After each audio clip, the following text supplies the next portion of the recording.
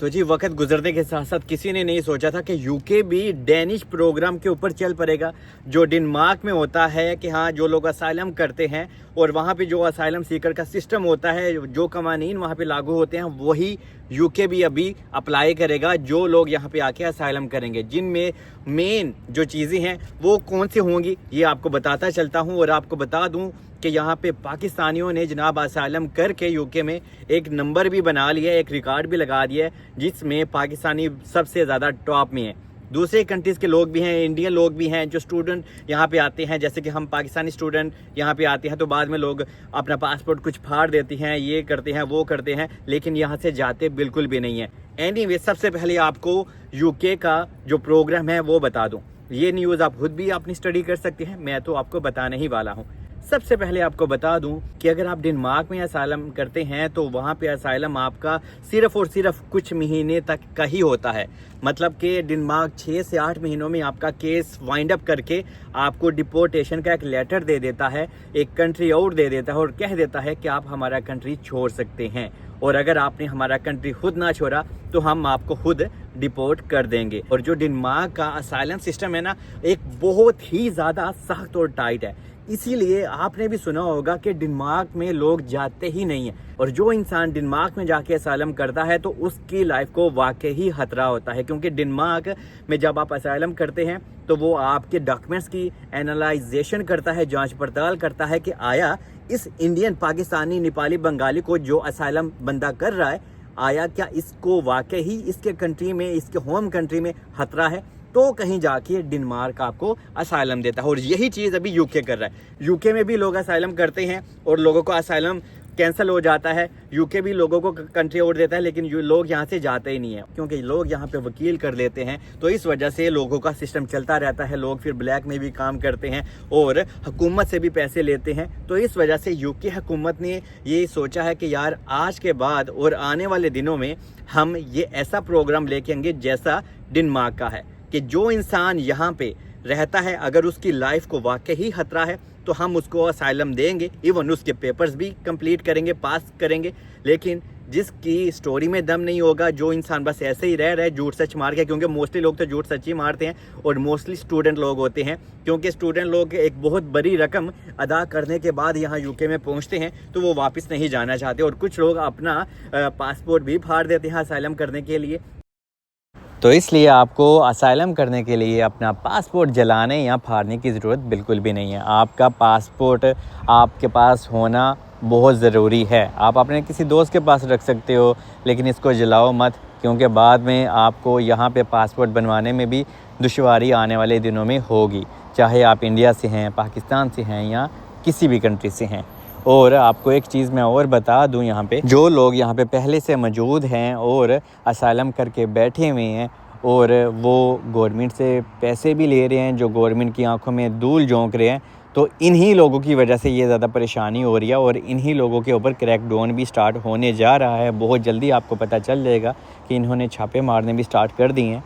तो इस वजह से जिन लोगों के असाइलम पहले से यहाँ पे उड़ चुके हैं और वो काफ़ी सालों से या महीनों से यहाँ पे मौजूद हैं, तो आप लोगों के लिए अभी मुश्किल की घड़ी यहाँ पे चल पड़ी है। और ये सारी सख्तियाँ इसलिए भी हो रही हैं, जो इलीगल लोग यहाँ पे आते हैं और वो स्टिल आ रहे हैं, फ्रांस से भी आ रहे हैं। हालांकि फ़्रांस की तरफ से वो अपने बॉर्डर एरिया को कंट्रोल रखने की पूरी कोशिश करते हैं, लेकिन फिर भी इलीगल लोग यहाँ पे आ रहे हैं। लेकिन आने वाले दिनों में कोई भी इलीगल लोग जो यहाँ पे आएंगे और असाइलम करेंगे तो उनको जनाब कैंप से ही या तो उनके होम कंट्री में वापस भेज दिया जाएगा या तो उनको असाइलम दिया ही नहीं जाएगा। और एक सबसे बड़ी वजह यह भी है इन सख्तियों की कि यहाँ पे क्राइम रेट भी बढ़ता चला जा रहा है।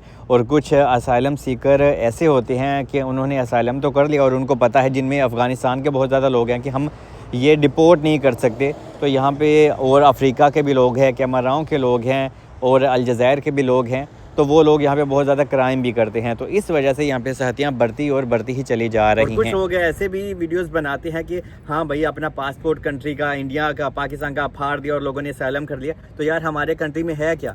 अगर हमारे कंट्री इतने अच्छे होते तो हम लोग यहाँ पे आके ज़लीलो हवार हों?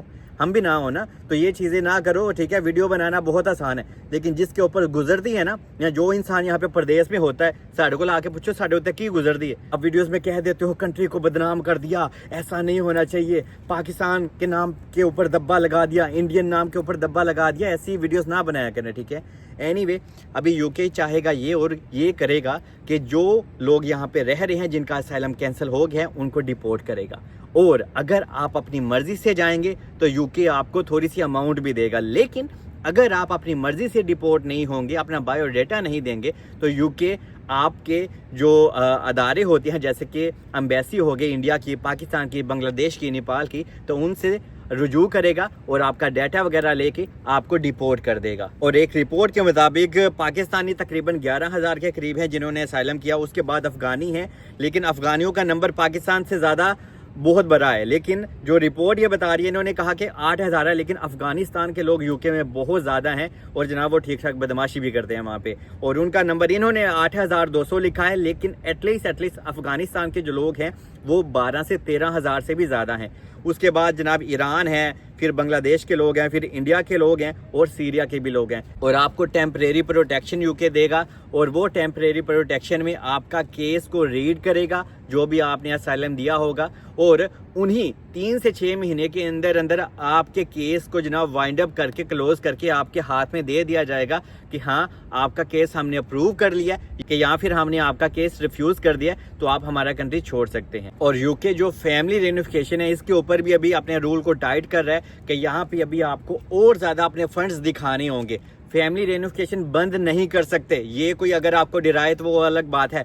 शबाना महमूद ने क्या कहा है, जो यहाँ पे होम सेक्रेटरी हैं, उन्होंने ये कहा है कि हम आने वाले दिनों में मज़ीद सख्ती करेंगे। इसका मतलब ये नहीं कि हाँ भाई चीज़ें बिल्कुल ब्लॉक या बंद कर देंगे, यहाँ पे ऑब्वियसली फैमिली रेनिफिकेशन ओपन रहेगी, क्योंकि अगर ये इसको बंद कर देंगे तो ये इंसानी कानून की खिलाफ वर्जी होती है। लेकिन ऑब्वियसली जैसा कि अभी होम सेक्रेटरी ने कहा है कि हम चीज़ें और ज़्यादा आप लोगों से डिमांड करेंगे।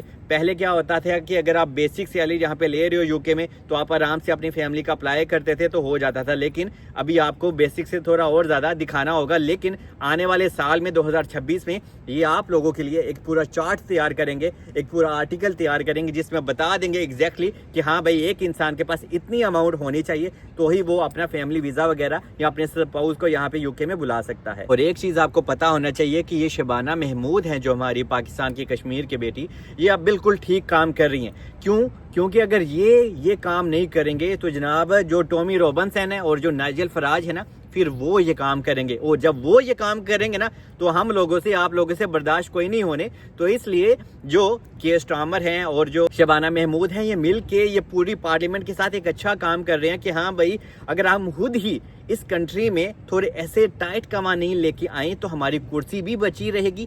और जो नाइजल फराज है जो आए दिन आप लोगों के अगेंस्ट, हम लोगों के अगेंस्ट नारेबाजी करता है, तो उनको मौका भी नहीं मिलेगा हम लोगों के ऊपर आवाज़ उठाने का। तो ये एक लेबर पार्टी की बहुत अच्छी थिंकिंग भी है कि जिससे यार ये लोगों का भरोसा भी जीत पाएंगे और अपने कंट्री को थोड़ा सा और ज़्यादा डिवेलप भी कर पाएंगे और सारी चीज़ें अपने मामूल पे भी रहेंगी। क्योंकि अगर नाइजल फराज की हुकूमत आ गई ना, तो ना आपको ILR मिलेगा, ना आपको वीज़े मिलने हैं, तो फिर आप लोगों के लिए मुश्किलात थोड़ी और बहुत ज़्यादा ही बढ़ जाएंगी। फिर तुसी लोगों ने कहना है यार जो मर्जी सी ना, लेबर पार्टी चंगी सी, के स्टामर अच्छा था, शबाना दीदी भी हमारी अच्छी थी, ये तो नाइजल फराज ने तो सारा काम ही उत्ते थले काट देता है। तो इस वजह से चीज़ें बिल्कुल ठीक है, नॉर्मल है, और हर एक कंट्री को हक हासिल है कि यार अपने कंट्री को साफ़ सफाया रख पाए, अपने कंट्री के बारे में सोचे, ताकि हम इस कंट्री में जितने लोग हैं उनको भी महफूज रखें और उनको हेल्प भी करें। और जितने भी यहाँ पे अदारे हैं ना, जिसमें हॉस्पिटल, एजुकेशन वगैरह हैं, जितने भी गवर्नमेंट के ऐसे अदारे होते हैं,